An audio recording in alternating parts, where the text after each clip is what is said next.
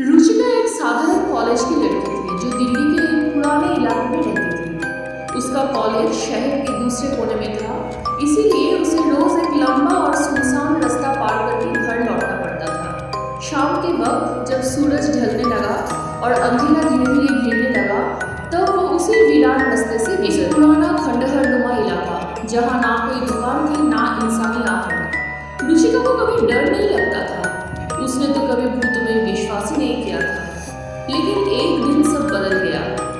उस दिन कॉलेज में काफी देर हो गई थी।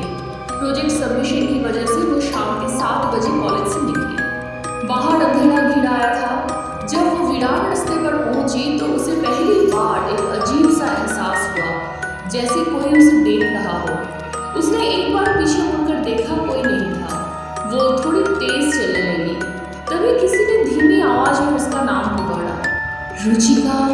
वो ठिठक गई। कौन कौन है? कोई जवाब नहीं आया। उसने सोचा शायद उसे भ्रम हुआ है, लेकिन फिर दोबारा वही आवाज, रुचिका रुक जाओ। अब वो डर गई थी। वो बिना पीछे देखे दौड़ने लगी और जब तक घर ना पहुंची रुकी नहीं।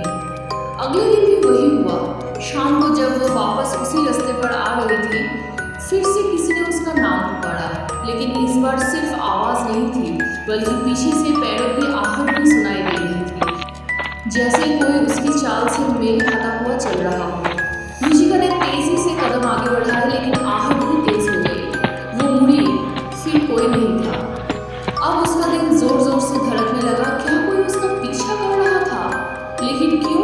दिख नहीं रहा था।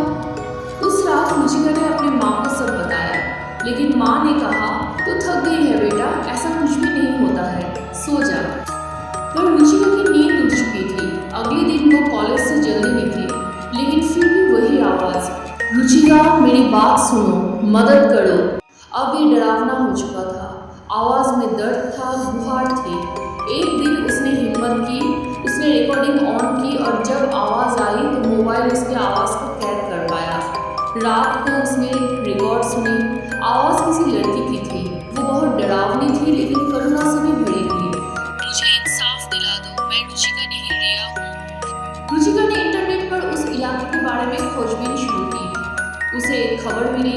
3 साल पहले एक लड़की रिया उसी रास्ते से घर लौटते हुए गायब हो गई थी। बाद में उसकी लाश पास के एक पुराने कुएं से मिली थी। पुलिस ने केस बंद कर दिया था, कहकर कि कोई सुराग नहीं मिला है। रुचिका के रोंगटे खड़े हो गए। क्या वही रिया है? उससे संपर्क करने की कोशिश कर रहा है। अगले दिन वो उस कुएं के पास गई। वहाँ अब भी जर्जर बोर्ड लगा था, यहाँ जाना मना है। लेकिन वो रुकी नहीं। जब कुएं के पास पहुंची तो उसे फिर वही आवाज सुनाई दी, शुक्रिया रुचिका, तुम मेरी आवाज सुन सकती हो। मेरी हत्या मोहित ने की थी, मेरे बॉयफ्रेंड ने। उसने मुझे धोखा दिया और सबूत छुपा दिए। मेरे फोन में सब कुछ है जो यही पास की मिट्टी में गाड़ दिया गया था। रुचिका ने पुलिस को सूचना दी। पहले तो पुलिस ने उसे पागल समझा, लेकिन जब उसने रिकॉर्डिंग सुनाई और रिया की लोकेशन बताई तो वो तैयार हो गए। तलाशी के दौरान वाकई में एक पुराना मोबाइल मिला, मिट्टी में दबा हुआ।